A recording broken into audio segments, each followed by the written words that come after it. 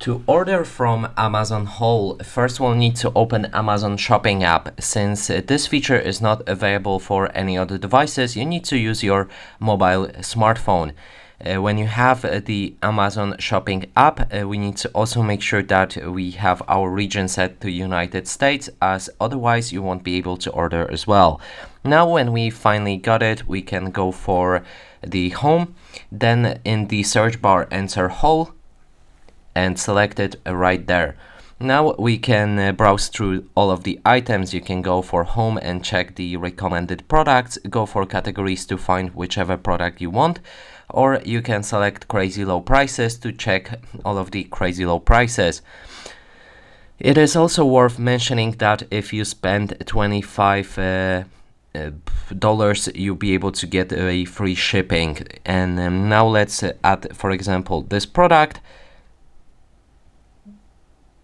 Then we can move to our cart, and now we can proceed to the checkout.